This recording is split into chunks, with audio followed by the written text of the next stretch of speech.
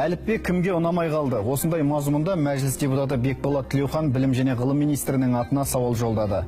Жалпы орта мектептің қай оқулығының да оңып тұрғаны жоқ.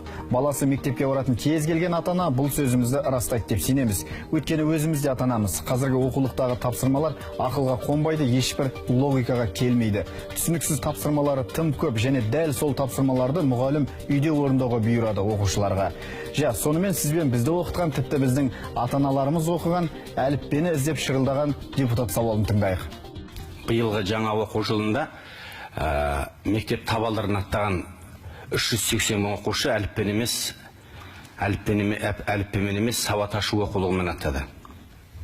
1910 жылы алаш ардагері Ахмет Байтұрсынұлы басып шығарған, ғасырдан астам уақыт миллиондаған жас өркенге оқу жазуға үйреткен, қазаққа азық болып келген, тілі жеңіл 105 жылдық тәжірибеден өткен әліппе неден тәрік болды, неден жазықты болды? Ерлан Кенжеғалиевич.